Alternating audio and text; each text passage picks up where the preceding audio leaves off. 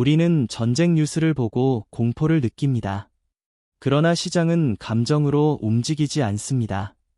오늘 시장을 움직인 것은 인간의 공포가 아니라 알고리즘의 계산이었습니다. 여러분은 투자 포트폴리오를 움직이는 거 과연 뭘까요?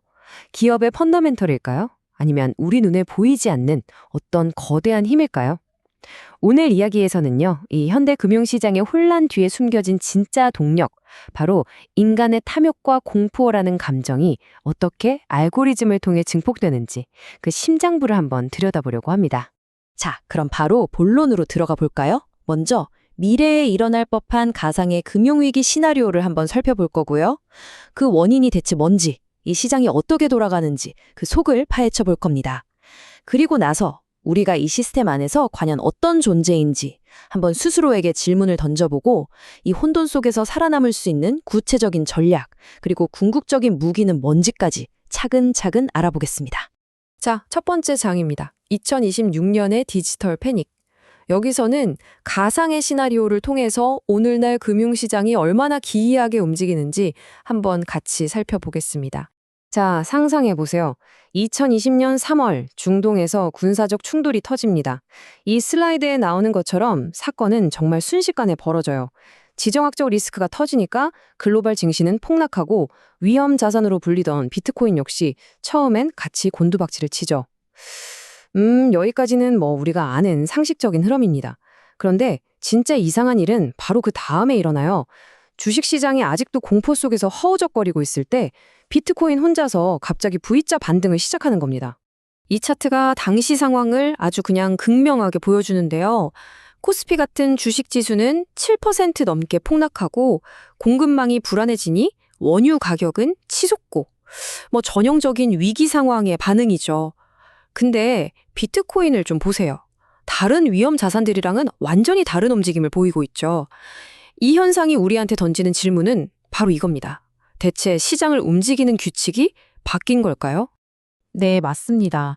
옛날 금융 이론으로는 이게 설명이 안 되는 거예요. 과거에는 위기가 터지면 모든 위험 자산 가격이 같이 떨어지는 게 당연했거든요. 동조화라고 하죠. 하지만 이제는 어떤 자산은 마치 시장의 공포를 미리 읽고 앞으로 어떻게 될지 방향을 알려주는 것처럼 움직입니다. 도대체 보이지 않는 곳에서 무엇이 시장을 조종하고 있는 걸까요? 자, 그래서 두 번째 장에서는 바로 그 탐욕과 공포의 기계에 대해 알아볼 겁니다. 도대체 이 패닉을 만드는 시장의 내부 구조가 어떻게 생겨 먹었는지 그 시스템의 작동 원리를 한번 진단해보죠. 이 슬라이드의 문구가 정말 핵심을 꿰뚫고 있어요. 오늘날의 시장은요, 더 이상 합리적인 투자 판단이 이루어지는 곳이 아닙니다. 인간의 가장 원초적인 감정인 탐욕과 공포를 디지털 기술로 순식간에 빨아들여서 어마어마한 변동성으로 증폭시키는 일종의 감정 원심 분리기라고 할 수 있는 거죠. 이 거대한 기계가 돌아가는 데는요, 딱 세 가지 핵심 엔진이 있습니다. 첫째는 우리를 끊임없이 자극하는 실시간 피드백 구조. 둘째는 작은 충격에도 연쇄적으로 무너지는 강제 청산 도미노. 그리고 마지막은 인간의 심리를 이미 다 학습해버린 알고리즘의 지배입니다. 자, 하나씩 뜯어보죠. 강제 청산이라는 무서운 도미노를 이해하려면 먼저 레버리지가 뭔지 알아야 해요. 쉽게 말해 빚내서 투자하는 거, 빚투죠. 성공하면 엄청난 돈을 벌지만 실패하면 모든 걸 잃을 수도 있는 말 그대로 활활 타오르는 시장에 기름을 붓는 격입니다. 바로 이 레버리지 때문에 강제 청산 도미노라는 진짜 재앙 같은 연쇄 반응이 터지는 겁니다. 이거 보세요. 시장 가격이 아주 살짝만 떨어져도 빚내서 투자한 포지션들은 담보가 부족해지니까 시스템이 강제로 팔아버려요. 그럼 그 매도 물량 때문에 가격은 더 떨어지고 그럼 또 다른 포지션이 강제로 팔리고 이게 끝없이 반복되는 악순환에 빠지는 거죠. 원래 선물 시장 같은 파생 상품은요, 경제의 위험을 분산시키는 안전망 역할을 해야 하거든요. 근데 지금은 어때요? 높은 레버리지랑 알고리즘 때문에 오히려 작은 불씨 하나만 튀면 시장 전체를 날려버릴 수 있는 거대한 화약고가 돼버린 거죠. 자, 그럼 이제 세 번째 장으로 넘어가 보겠습니다. 우리는 알고리즘의 먹이인가? 좀 무서운 질문이죠. 이 거대한 기계 안에서 과연 우리는 어떤 존재인지 한번 생각해 볼 시간입니다. 예전에 경제학 교과서에 이런 말이 있었어요. 효율적 시장 가설.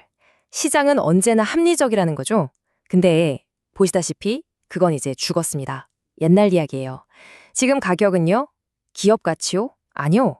탐욕과 공포가 얼마나 빨리 퍼져나가는지 그 속도를 보여줄 뿐입니다. 자, 여기서 오늘 이야기의 가장 핵심적인 질문을 마주하게 됩니다. 우리는 스스로를 투자자라고 생각하잖아요. 근데 혹시 우리는 이 거대한 기계가 돌아가도록 우리 감정을 연료로 넣어주는 그냥 알고리즘의 먹이가 되어가고 있는 건 아닐까요?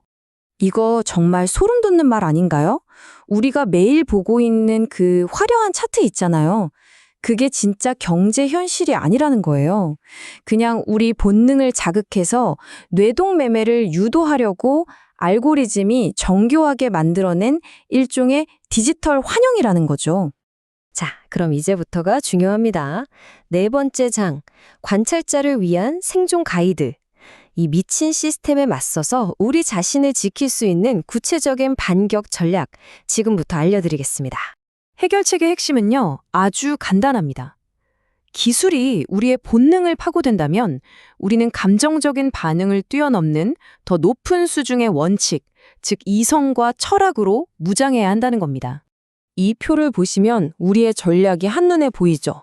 시스템이 우리한테 빨리 반응해 라고 소리치면 우리는 심리적 격리로 귀를 막아버리는 거예요.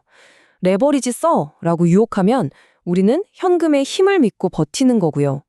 감정적으로 매매하게 만들면 차가운 데이터만 보는 겁니다. 첫 번째 전략, 심리적 격리. 이거 당장 실천할 수 있는 것들입니다. 알고리즘은 우리가 즉각 반응하길 원하거든요. 그러니까 이걸 거부해야 해요.